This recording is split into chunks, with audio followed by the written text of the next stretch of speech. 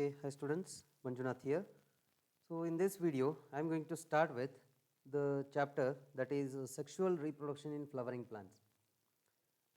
Okay, this particular chapter is from second PUC and it carries a good number of questions in your NEET examination. Probably you can expect around 3 to 4 questions from this particular chapter. Right. So let us start with the discussion. Coming to this one, so by the chapter name itself, you can easily recognize sexual reproduction in flowering plants. So in the previous chapter, that is first chapter, reproduction in organisms, we had discussed what is sexual type of reproduction. And you all know about what is sexual type of reproduction. It is nothing but the type of reproduction which involves fusion of gametes. So coming to the sexual reproduction in flowering plants. So coming to this particular point, flowering plants. So what do you mean by flowering plants first of all? Flowering plants are nothing but, okay, flowering plants are nothing but what? The plants which will produce flower, particularly they are grouped as angiosperms. Angiosperms, they are called as angiosperms, right? Angiosperms are also called as flowering plants because this is the only group of plants in the plant kingdom which will produce the flowers, okay, and they are also well known for their what? Advanced type, okay, that means these are the most advanced group of plants in the plant kingdom, okay. What is that advancement? If you ask the question, then the answer is the production of flowers only for the purpose of sexual type of reproduction, okay. In case of other plants, okay, we can see such as in case of the gymnosperms, in case of pteridophytes, okay, different modes of reproductions are there, and in the angiosperms the main point here is they are going to produce a specialized structure called as flower, okay, and this flower is meant only for the purpose of what? Sexual type of reproduction, okay. Flower is the one which will help for what? Sexual type of reproduction. That is why this particular chapter, okay, we shall start with now. So coming to the first part, that is structure of a flower. A flower is normally a leaf modification. Do remember what is a flower? Okay, flower is leaf modification or it is highly modified shoot system, you can say. It is leaf modification or highly modified shoot system, okay, which is meant for sexual type of reproduction, okay. If you are asked with the definition of the flower, do remember flower is highly modified shoot system meant for sexual type of reproduction. Is that clear? And what exactly the structure of flower will be looking like, or how exactly the structure will be? Okay, in the diagram you can see, in the photograph you can see the structure of a flower. Okay, it will be containing 4 whorls. Okay, a flower, a typical angiosperm flower contains 4 whorls. Okay, what are whorls? Whorls are nothing but any structure that is arranged in a circular manner, okay, any structure arranged in a circular manner is called whorl, and here the flower will have 4 whorls, okay, I'll write it here, okay, the flower will have 4 whorls, okay, and what are these 4 whorls? I have written here, okay, the first one is calyx, then corolla, then androecium and gynoecium. These are the 4 whorls of the flower, okay, do remember the flower will be having 4 whorls, that is calyx, corolla, androecium and gynoecium, and these whorls are basically categorized into 2 parts, okay, or 2 groups. The first one is essential whorls and second one is accessory whorls, okay. First one is essential whorl and second one is accessory whorl. So what do you mean by essential whorl? These are the whorls of a flower, or these are the whorls which are very essential or which must be present in a flower, okay.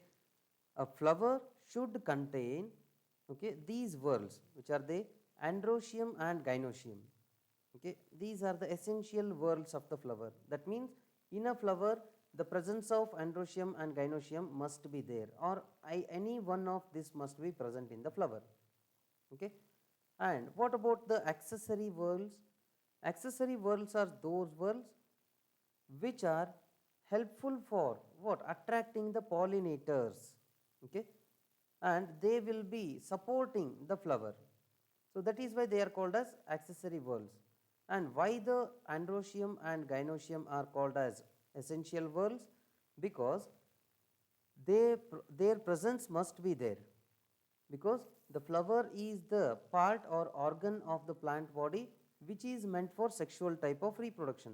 According to the definition, the flower is meant for sexual type of reproduction, and for the sexual type of reproduction, okay, the male and female gamete must be present, okay, or it should be produced. And the androecium and gynoecium are nothing but what? They are the essential whorls which will be producing male and female gametes respectively. Okay, androecium will produce the male gamete and the gynoecium will produce what? The female gamete. Right? Next one. What about calyx and corolla? They are the accessory whorls which will be helping out for what? The attraction of pollinators, or they will be helping for the supporting of this flower. Okay. And next one, the calyx and corolla sometimes they will be in the fused form. Okay, do remember calyx and corolla sometimes they will be in the fused form. Okay, and when they are in the fused form, that particular part is called as what? Perianth. Okay, if calyx and corolla are fused in nature, then that condition is called as perianth. Okay, and these are what? Non essential, that means they are accessory organs. Clear? So coming to the next one, that is androecium. What exactly is meant by androecium? Androecium is nothing but the male reproductive part of the flower. Remember that androecium is nothing but the male reproductive part of the flower. Okay, I'll write here male reproductive part of the flower. And what about gynoecium? It is female reproductive part of the flower. Okay, androecium is male reproductive part and the gynoecium is female reproductive part. Clear? Next, coming to the androecium in detail, it is no doubt male reproductive part and it consists of the members called as stamens. Okay, the members of androecium are called as what? Stamens. Okay, the members of androecium are called as stamens, which will be consisting of anther and a filament. Okay, which will be consisting of what? Anther and a filament, that we shall discuss in the further part. And do remember that gynoecium represents the female reproductive part, or gynoecium will be called as what? The female reproductive part of the flower. And the members of gynoecium, okay, the members of gynoecium are called as what? The pistils. Okay, the members of gynoecium are called as what? Pistil. We can call it as pistil. Right? Singular is pistil and plural if it is there, then pistils it is called as. Right? And this particular pistil will be made up of three regions, that is stigma, style and ovary. Okay, it will be made up of what? Three regions, namely stigma, style and ovary. I'll draw it here for you people. Okay, the androecium will be, okay, represented by the structure like this. You have already studied about this one, right? Anther will be there. This is anther and this is filament, right? And what about gynoecium? Gynoecium will be consisting of the structure like this.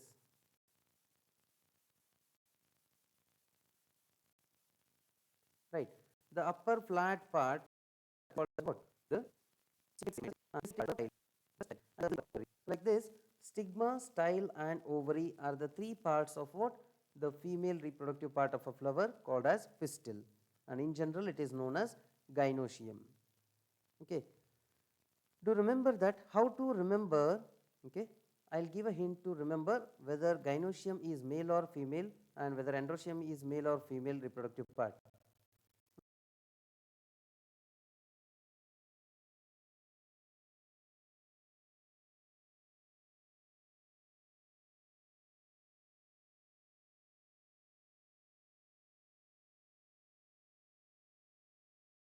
Very simple.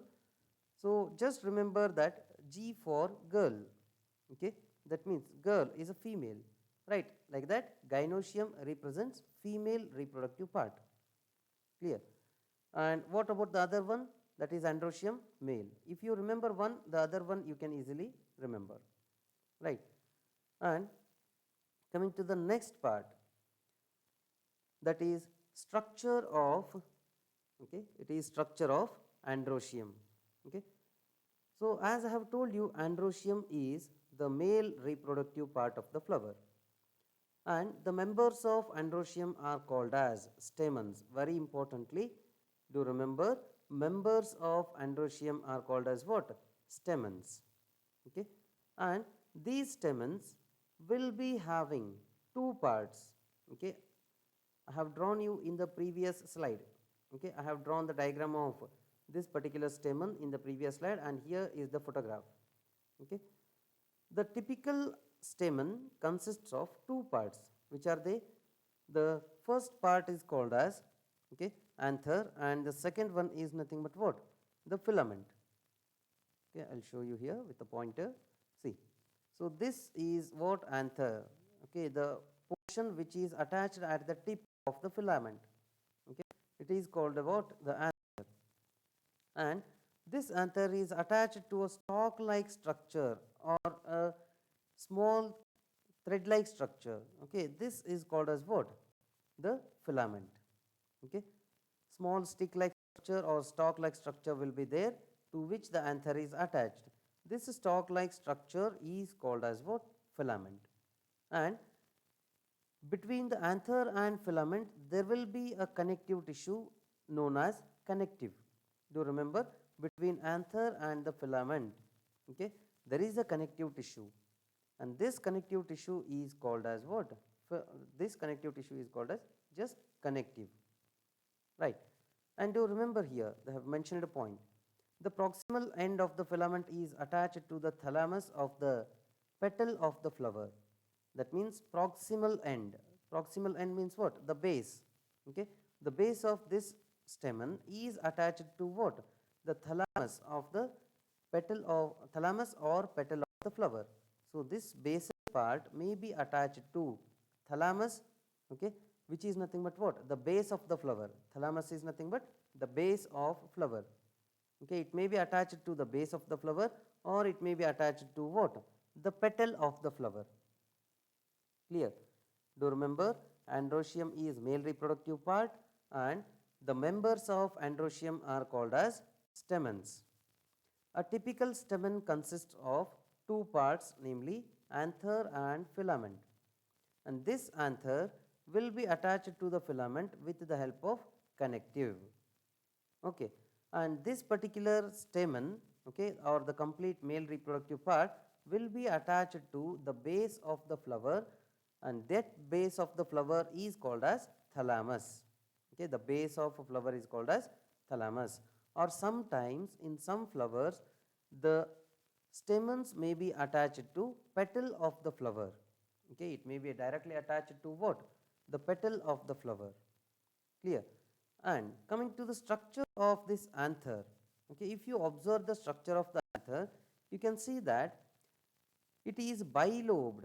That means it has got two lobes. You can see in the cross section, okay. The anther has got two lobes, okay. I'll draw it here for you. See, the anther will have two lobes, okay.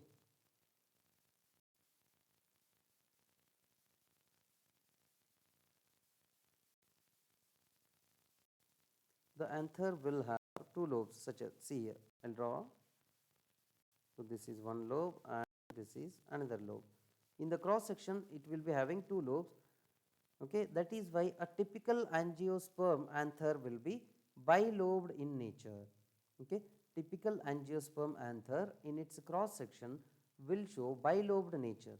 And to remember that each lobe will be consisting of, okay, each lobe will be consisting of the microsporangia, two microsporangia, okay.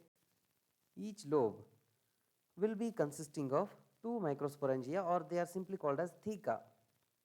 Okay, they are called as what? Theca, right? Two theca will be there. A total of four theca can be seen in case of what? A typical angiosperm anther, right? And some of the anthers, okay, possess four anther sacs, or else some of the anthers will possess four anther sacs, but in some cases it will be only two, as in case of hibiscus, because in case of hibiscus the bilobed anther could not be seen. Okay, in case of hibiscus, okay, bilobed anther is not seen. Do remember that hibiscus is an exception. Okay, hibiscus can be an exception for what? Having the bilobed anther. Okay, next one, when you take the cross section of an anther, okay, the cross section of an anther, see here, it is the anther. I'll show you. See, coming to the point here, this is anther, okay, and this particular anther, when it is taken, the section, okay, or when the anther is taken with the cross section, it will show bilobed nature. It will show the bilobed nature like this. And in these lobes, what are there? The cavities or the sacs will be there. Okay, the sacs, right? They are called as what? Pollen sac, because these sacs contain pollen grains. Right, see here. Coming to the first point, the bilobed nature of an anther is very distinct in the transverse section of the anther. Okay, why it is distinct? Because the anther is tetragonal in structure. Okay, the anther is tetragonal in structure and consisting of four microsporangia. Okay, it consists of what? Four microsporangia. Now the question arises, what is microsporangia? Microsporangia are nothing but the cavities or the theca of the anther, which will be consisting of microspores. Okay, the anthers are simply called as what?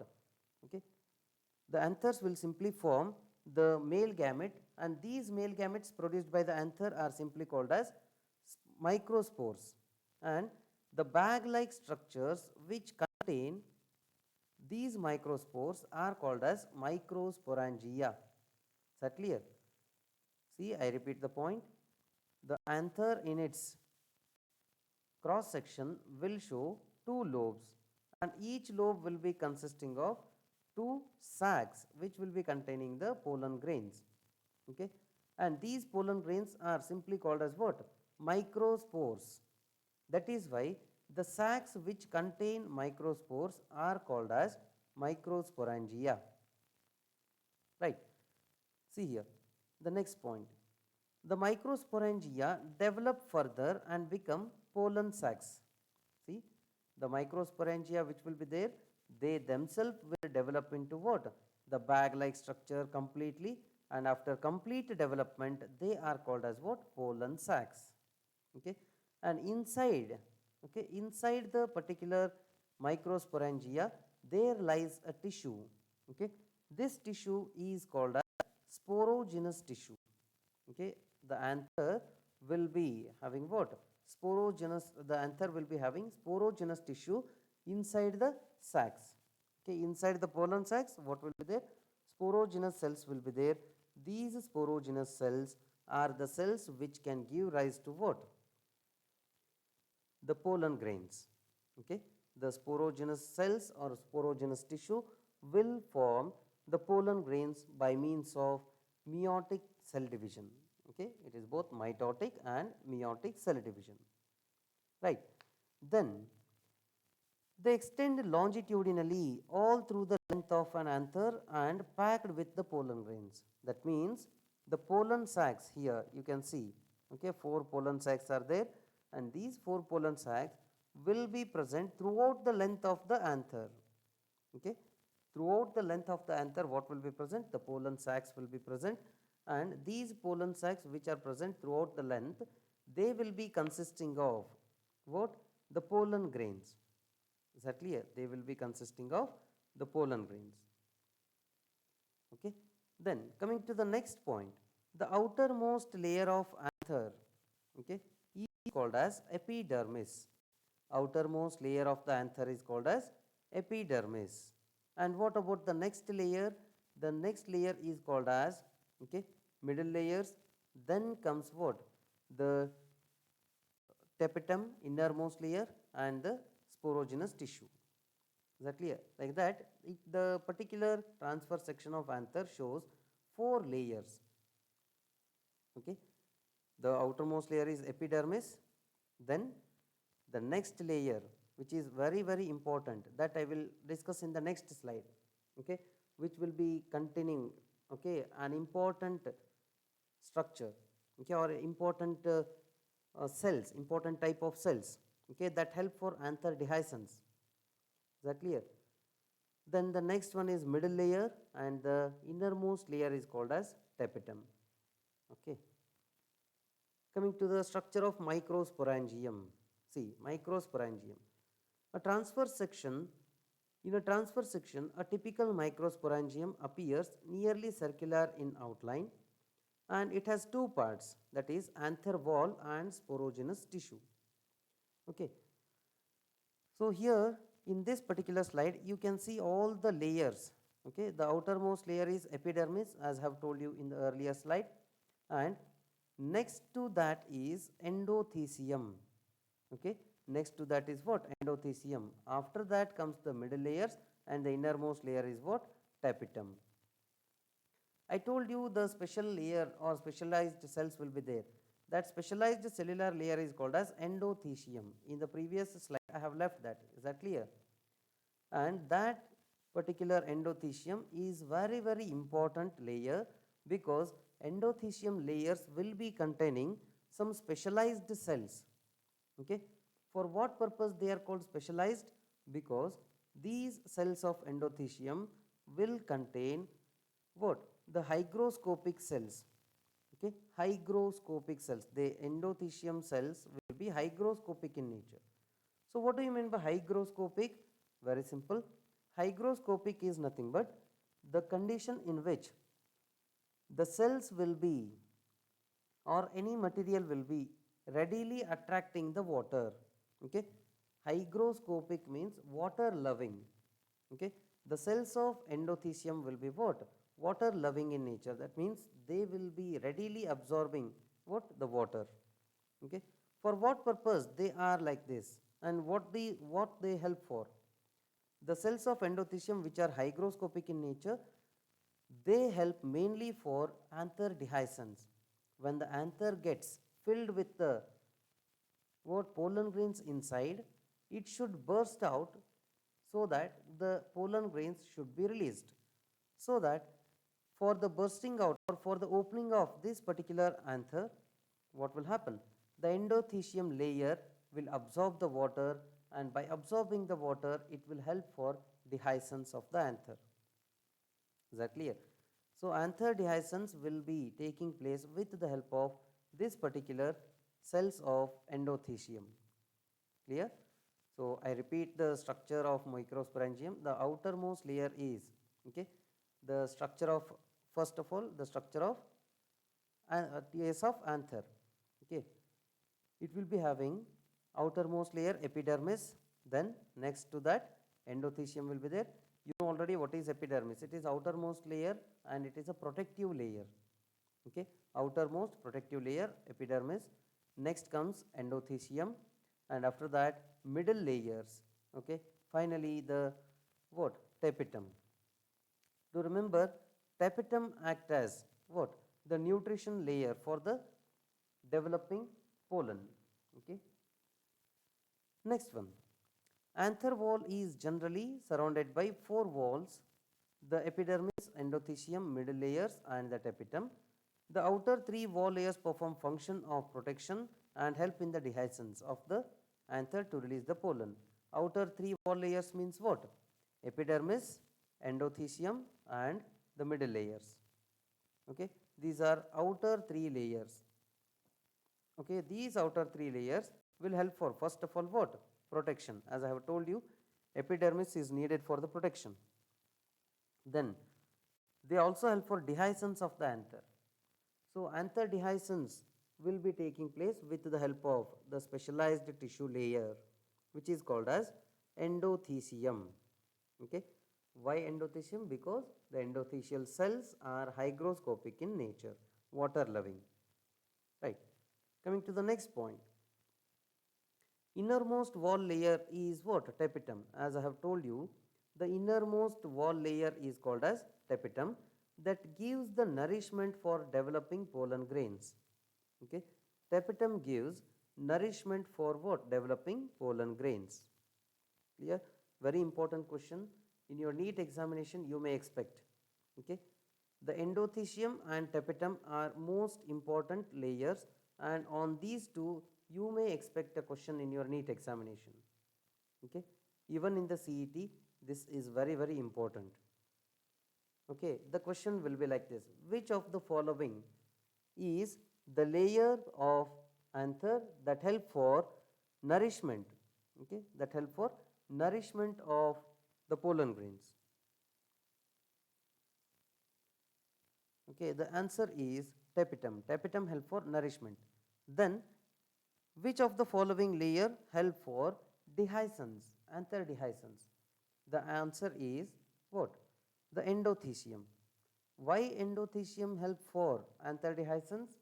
Because it contains hygroscopic cells. Okay, because it contains what?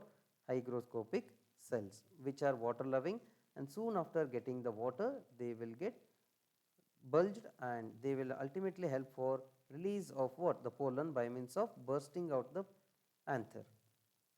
Clear? Next one.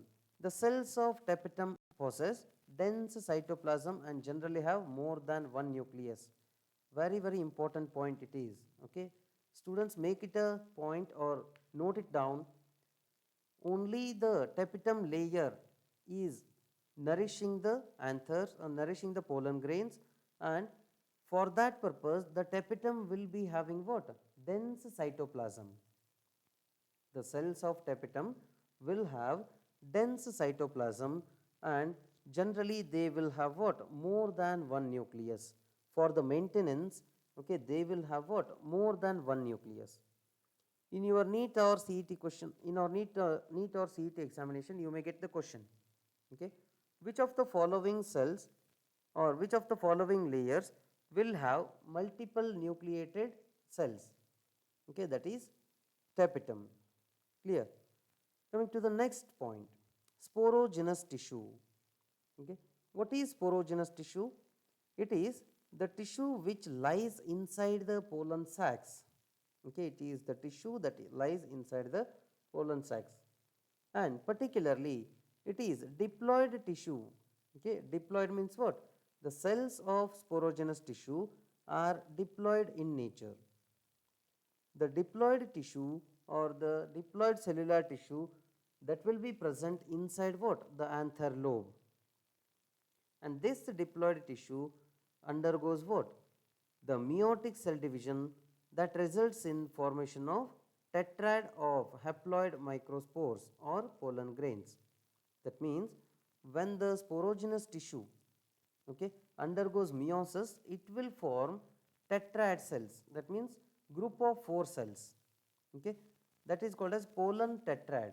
In general, it is called as pollen tetrad. Do remember, sporogenous tissue undergoes meiotic cell division. By means of undergoing meiotic cell division, the sporogenous tissue will give rise to what? The pollen tetrad. Okay, and this pollen tetrad, okay, will ultimately give rise to what? The pollen grains further. Okay, from the tetrad, when all the 4 cells get separated and when they develop into separate cells or individual cells, they will form what? Microspores. They will be called as what? Microspores.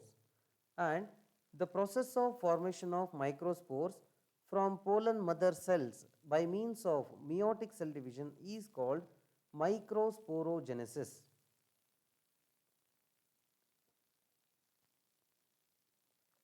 Okay, what it is called? Microsporogenesis. So, microsporogenesis is nothing but the process of formation of microspores or the pollen grains by means of meiotic cell division. Okay. Next one, anthers mature and dehydrate. Very important point here. Anthers will mature and they undergo dehydration. Okay. And after dehydration, the microspores dissociate to form the pollen grains. Okay. That means when they are properly hydrated, then pollen tetrad can be seen. Okay. Pollen grains will not be formed individually in the hydrated condition. When they undergo the process of dehydration, then dehydration will lead to separation of each and every pollen grain from the tetrad condition. From tetrad condition, the pollen grains will undergo separation. When the pollen grains undergo separation from each other, they will form independent pollen grains which are ready for the pollination. Is that clear? Do remember, sporogenous tissue is the tissue that give rise to the microspores, or else they are also called as the pollen grains. Clear? And these pollen grains will not be formed directly as independent pollen grains, but they will be formed in the form of what? The pollen tetrad. And after dehiscence or after the particular process of dehydration, what will happen? The pollen grains will get separated from each other to form independent pollen grains. Okay. Coming to the structure of pollen grain. Next point is structure of pollen grain. Do remember that pollen grain is also called as microspore. Okay. Pollen grain can also be called as what? Microspore. Okay. And this is what? The male gamete in case of flowering plants. Pollen grain represents the male gamete. Okay. And what about the size of pollen grain? The size of pollen grain will be around what? 25 to 50 micrometers in diameter. Okay. Size of pollen grain is what? 25 to 50 micrometers in diameter, and they have two layers. That means the pollen grain will be covered by two layers, namely outer exine and inner intine. Okay. The two layers. Okay, the pollen grain will be having two covering layers. The outer layer is called as exine and inner layer is called as what? Intine. Okay. Very importantly, the exine is the hard protective layer of the pollen grain.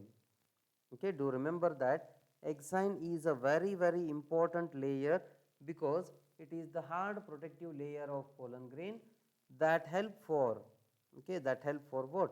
Protection of the pollen grain by means of what? Any of the harsh conditions.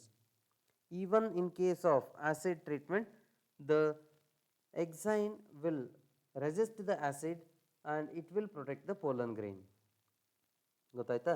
ಏನಪ್ಪ ಅಂತಂದರೆ ಈ exine ಅನ್ನೋದು ಇದು outermost layer, at the same time it is the strongest layer of the pollen grain.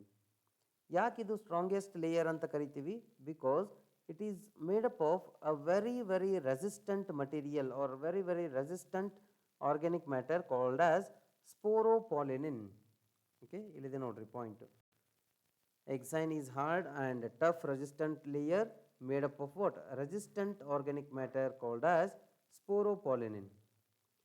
So, sporopollenin is the chemical material that gives highest stability to the pollen grains because it is present in the outer layer called as exine and it resists what? The harsh climatic conditions, as well as it will resist the particular acid treatment even.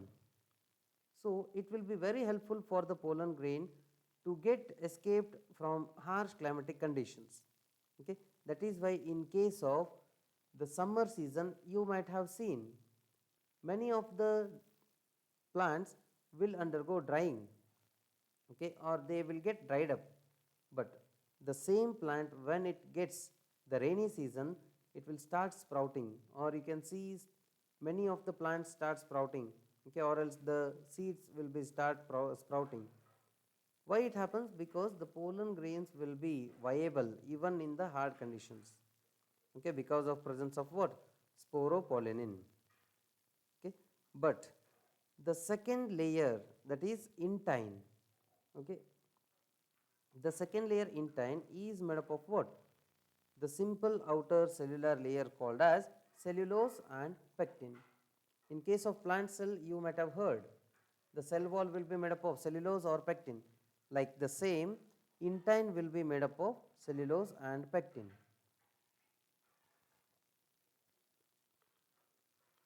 Coming to the important point here, exine, which is the outer covering layer, outer hard covering layer of the particular pollen grain, will be absent in a particular space or will be absent in a particular region, and that region is called as germ pore. Okay, what is germ pore? It is the region on the pollen grain where the sporopollenin is absent. Okay, why the germ pore will be present? What is the importance of germ pore? Why the sporopollenin is absent there? Very simple. during the germination During the germination, pollen tube has to come out. Okay, pollen tube has to come out. So for the pollen tube which has to come out, for the pollen tube, okay, this particular germ pore will act as the door. Okay, and through this germ pore only the pollen tube will develop and ultimately release the male gametes. Clear? And coming to the last point, a mature pollen grain consists of two cells. Okay, mature pollen grain. Do remember, very important point here. Mature pollen grain will be consisting of two cells. The first one is called vegetative cell, second one is called as generative cell. Okay, and remember that vegetative cell will be very larger when compared to the generative cell. Right. Next point, the pistil or megasporangium and embryosac. Okay, till now we had discussed about what? The process of sexual type of reproduction in case of angiosperms. Particularly, we have discussed about the male reproductive part, that is stamen. And remember that, or else take down a point, if the stamens are present more than one in number, okay, if the stamens are present more than one in number, they may be present free or they may be fused in nature. Okay, ಅಂದರೆ ಈ stamen ಇಲ್ಲಿದೆ ನೋಡ್ರಿ in the previous one. Okay, this is individual stamen which will be containing only one anther and only one filament. If many number of stamens are there, then those many number of stamens may be free in nature. That means they may not be fused with each other. Okay, or sometimes they will be fused. If the stamens are fused, okay, it is called as, okay, if the stamens are fused, okay, it is called as gamo. Okay, gamo means what? Fused condition. Okay, gamo means fused condition, it indicates gamo. Okay, here the stamens, which are also called as androecium or the members of androecium, okay, stamens anta karitivi, if they are fused in nature, okay, aವಾಗ ಏನಂತ ಕರಿತೀವಿ? Gamow ಅಂತ ಕರಿತೀವಿ. ಅದೇ free ಇತ್ತಪ್ಪ ಅಂತಂದರೆ ಅದಕ್ಕೆ ಪಾಲಿ ಅಂತ ಕರಿತೀವಿ. Say for example, if the petals are fused, it is called gamopetalous. If the sepals are fused, gamosepalous ಅಂತ ಕರಿತೀವಿ. Okay, ಅದೇ ರೀತಿ. So coming to the next point, that is the female reproductive part or the pistil. Okay, the gynoecium represents female reproductive part of the flower.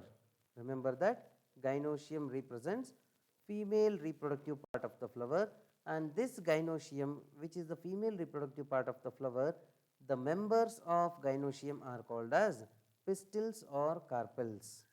Okay, remember that It is called pistils or carpels. And number of gynoecium or the number of these pistils may vary from plant to plant, okay, or from flower to flower. In case of different flower, the number of gynoecium or the number of pistils may vary.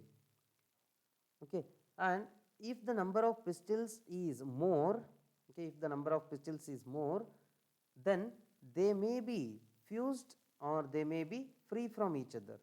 If they are fused, then it is called as fused carpels or else gamocarpels. Okay, and if they are free, then they are called as polycarpels. Okay. Next one, coming to the structure of megasporangium or else pistil.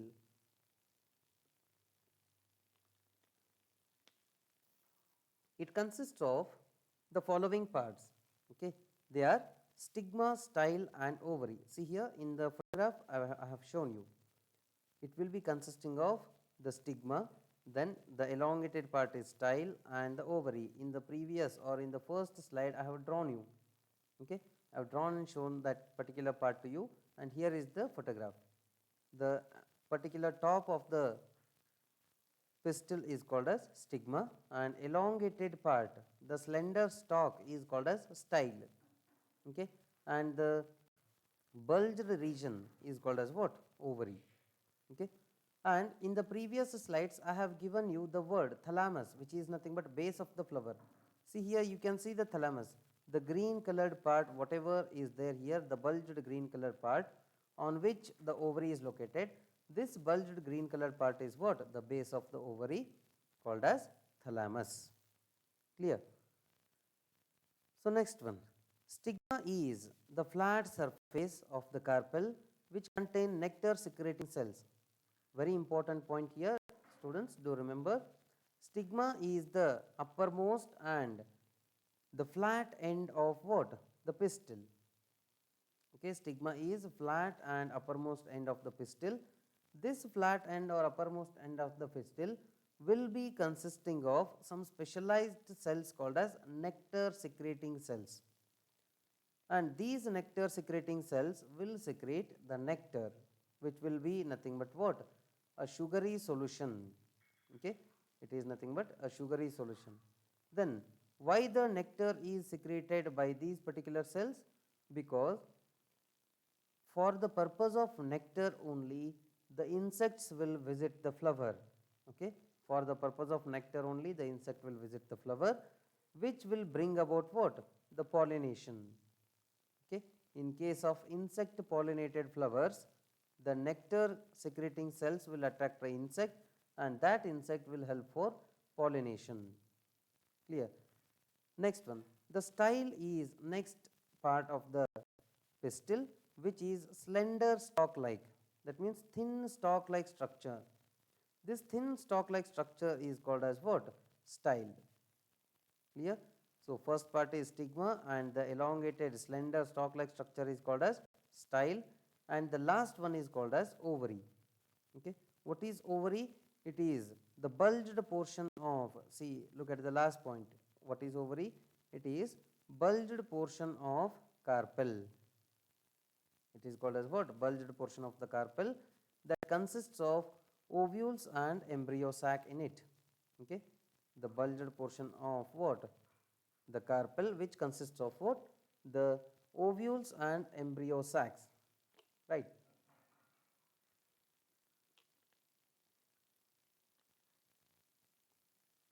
Coming to the structure of megasporangium. Okay, so in the previous one, okay, we had studied microsporangium, and here the female reproductive part will be containing what? The megasporangium. Then what is megasporangium? It is nothing but the female reproductive part, which is commonly known as ovule. Remember that it is commonly known as what? Ovule. And their number varies from plant to plant. That means according to the species, the number of megasporangium or else ovules may differ. And what this ovule will be consisting of, how the structure will be. Do remember that It is a small structure, okay. The ovule is a small structure attached to placenta by means of a stalk called as funicle. See, you can see this particular part, the ovule is attached to the base, and the ovule attached to the base with a stalk like structure. Okay, this stalk like structure to which, okay, the ovule is attached, so that is called as what? Funicle. Is that clear? It is called as funicle. And next one, the body of ovule fuse with the funicle in the region called as hilum. So this is body of the ovule. Okay, it is the body of ovule, and this body of ovule is attached to what? This particular funiculus region, okay, with the help of a structure called as hilum. Okay, idakenanta karitivi, hilum anta karitivi. Next one, the ovule or embryo sac is covered by a layers, okay, two layers. So these layers are called as what? The integuments. The ovule is protected by the layer of cells or mass of cells. Okay, these outer layer protective envelopes, they are called as what? Integuments, right? And the integuments are absent in a particular place called as micropylar region. Nodri, ovule is completely covered by the layers, okay, except a particular point or except this region which I am showing now. ಇಲ್ಲಿ ಆ ಒಂದು region ಇರುವುದಿಲ್ಲ, cover ಆಗಿರುವುದಿಲ್ಲ. So ಅದಕ್ಕೇನಂತ ಕರಿತೀವಿ? Micropylar region ಅಂತ ಕರಿತೀವಿ. And opposite to the micropylar region is called as what? The chalaza region. Okay, micropylar region ಇದು ಇತ್ತಂತಂದರೆ ಅದರ ಎಕ್ಸಾಕ್ಟ್ ಅಪೋಸಿಟ್ ರೀಜನ್ ಯಾವುದು ಇರುತ್ತೆ ಅಂತಂದರೆ ಚಲಾಜಲ್ ರೀಜನ್ ಇರುತ್ತೆ. Clear? And inside this particular ovule embryo sac ಇದೆ. ಇದಕ್ಕೇನಂತ ಕರಿತೀವಿ? ಇದ್ರ ಒಳಗಡೆ ರೌಂಡ್ ಇದ್ದಿದ್ದೈತಲ್ಲ, okay, oval shaped structure which is present inside. So that is called as what? Embryo sac.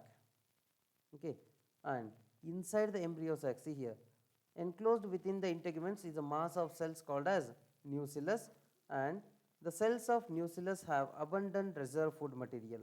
See, inside the integuments there lies nucellus, this part particularly here they have shown. This nucellus is nothing but what?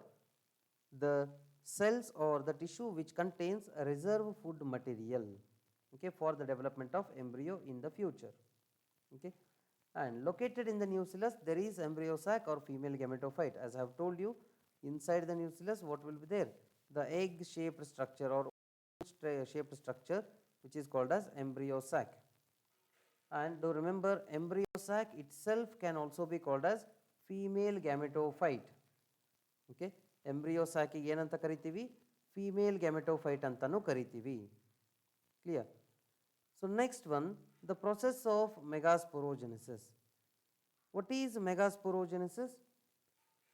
Very simple. It's the process of formation of megaspores from megaspore mother cell. Okay, in the previous one we have discussed about what? Microsporogenesis. What is microsporogenesis? The process of formation of microspores from microspore mother cells by means of meiotic cell division. Similarly, megasporogenesis is also what? The process of formation of megaspores from megaspore mother cell by means of meiotic cell division. Clear? Next, how exactly the process of megasporogenesis will be taking place? See, coming to the first point, ovules generally differentiate to a single megaspore mother cell. Okay, ovules generally differentiate into a single megaspore mother cell in the micropylar region. See here. See, this is the process. So ovule will be there and megaspore mother cell. Inside this, the megaspore mother cell will be there, and the megaspore mother cell will undergo what? The process of cell division. Okay, what will happen? Megaspore mother cell which is diploid, it will undergo cell division to form megaspore tetrad. Okay, see here, ovules generally differentiate a single megaspore mother cell in the micropylar region from the nucellus. The megaspore mother cell undergoes meiotic cell division and results in the formation of 4 megaspores. Okay. In the diagram you can see here, one megaspore mother cell is there, it undergoes cell division, okay, meiotic cell division to form what? 4 megaspores, and these 4 megaspores which are present inside the covering or which are present together is called as what? Megaspore tetrad. ಏನಾಗುತ್ತೆ? Megaspore mother cell ಇದ್ದಿದ್ದು meiotic division ಆಗಿ megaspore ಡಯಾಡ್ ಆಗುತ್ತೆ, after that megaspore tetrad ಆಗುತ್ತೆ. Okay, of these megaspore tetrad, okay, the first 3 cells, that means this one, first, second and third, first 3 cells will undergo degeneration. Okay, see that only they have mentioned here. You know, one of the megaspore is functional while other 3 will degenerate. Okay, so the upper 3 here, they will undergo degeneration process and only the basement cell will be remaining. And this cell which will be present at the base will be active in nature, and inside this cell the nuclear division will be continued. Okay, that nuclear division is shown here in the second one. See, the cell will be having one nucleus, and after that it will undergo meiotic division to form 2 nucleate stage. From that 2 nucleate stage, again the nuclear division will take place to form 4 nucleate stage. Again from 4 nucleate it will further undergo division to form 8 nucleate stage. After the formation of 8 nucleate stage, what will happen? The cell wall will start developing around these particular nuclei. Okay, around these particular nuclei, what will happen? Cell wall will start developing, and after complete development of cell walls around the cell, around the nuclei, it will form a structure like this, which will be having 3 cells on the upper part or chalazal end, which are called as antipodals, and 3 cells on the micropylar region, which are called as the egg cell, and 2 synergids. ಅಂದರೆ continuous ಆಗಿ ಈ ರೀತಿ division ಆಗಿ last ಏನಾಗುತ್ತಂತಂದರೆ 8 celled stage 8 nucleate stage ಬರುತ್ತೆ. Around this nuclei what will start? The development of or the formation of cell wall will be initiated. Cell wall start ಆಯಿತು ಅಂತಂದರೆ develop ಆಗಲಿಕ್ಕೆ in the chalazal region ಏನಾಗ್ತದೆ, 3 cell walls or else 3 cells will be formed, and these 3 cells which are present in the chalazal region are called as what? Antipodals. And at the base they will be forming 3 cells. Out of these, one is egg cell and other 2 are synergids. Okay, one is egg cell that will represent the female gamete, and other 2 are supporting cells called as synergids. And do remember, synergids will have some finger like structures, okay, or finger like projections or finger like structures which will guide the pollen tube towards what? The egg cell. Remember, synergids are the cells which are present along with what? The egg cell, and they will contain some finger like structures called as the filiform apparatus. This filiform apparatus help for guiding what? The pollen tube towards the egg cell. Okay, so that what will happen? In the chalazal region 3 cells are formed, in the micropylar region 3 cells are formed. A total of 6 nuclei will be covered by the cell wall now. And what about other 2 nuclei? They are not covered by the cell. Okay, they will be present in a common cell. That is why the structure is called as 7-celled and 8 nucleate stage.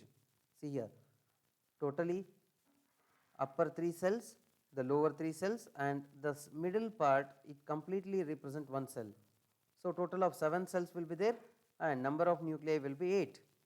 Okay, see here, that I have mentioned. A typical angiosperm megaspore or embryo sac consists of what? 7 cells and 8 nuclei. Which are those 7 cells? Okay, one is egg cell, 2 are synergids, 3 are antipodals, and 1 is central cell. Okay, this large cell is called what? Central cell.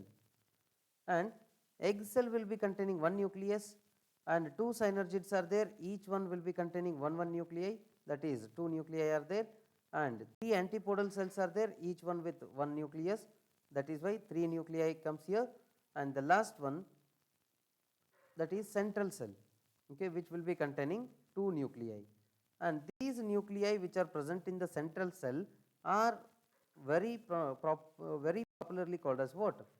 Okay, the central nuclei as what? Right. And coming to the next point, these polar nuclei, what is the importance of that? Okay, the polar nuclei will help for the formation of what? The endosperm, which is required for the growth and development of what? The embryo in the later stages of fertilization.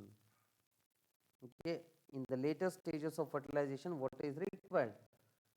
For the development of embryo, okay, the nourishment is required, and that nourishment will be given by what? The polar nuclei. How? Because the polar nuclei in future will develop into what? The endosperm. Okay, the polar nuclei will in future develop into endosperm after fertilization. Okay, when it develops into endosperm, it will act as nutritive tissue. Okay, the endosperm will act as nutritive tissue for the nourishment of the zygote which is formed. Is that clear? Ultimately, that will help for the development. Okay, so this is how the microsporogenesis, megasporogenesis will be there, and the particular male reproductive part and female reproductive part will be there in the flower. Okay, see, I repeat the whole thing in a while. A typical angiosperm flower will be consisting of what? Four whorls. So before that, what is the definition of a flower? It is nothing but the highly modified shoot system meant for sexual type of reproduction, which will be containing four whorls. Two are essential whorls, two are accessory whorls. Okay. The essential whorls are androecium and gynoecium. Accessory whorls are calyx and corolla. Okay. And now we have discussed about what? The androecium and gynoecium, which are essential whorls, and how their structure is, okay, and how exactly they will be producing the gamete, that we have discussed. Right. And coming to the next one, that is calyx and corolla. Okay. Do remember calyx and corolla. In the calyx, which is the last or outermost whorl of the flower. Okay, calyx is the outermost whorl of the flower. Remember, members of calyx are called as the sepals. Okay, members of calyx are called as what? Sepals. Okay, hope you might have seen in the hibiscus, the base of the flower will be given with green colored covering. Okay, so that green colored leafy like covering will be called as what? The calyx. And the red colored part is called as corolla, or you can say the members of corolla as petals. Okay, calyx and corolla. Calyx is the outermost layer or outermost whorl of the flower, and next comes the corolla. And to remember that in these, the corolla is, or the members of corolla which are called as petals, they are highly colored or else brightly colored in nature. In case of the flowers particularly which are pollinated by the insects, okay, the insect pollinated plants will have brightly colored flowers. Okay, the reason behind occurrence of brightly colored flowers is the attraction of, okay, the pollinating agents. Okay, for attracting the pollinating agents, what will happen? The corolla or members of corolla which are called as petals, they will assume bright coloration. Okay, by means of presence of this bright coloration, the particular insect will visit them. Okay, and during that particular time when the insect visit to have the nectar, they will help for the pollination. Okay, and Coming to the next part,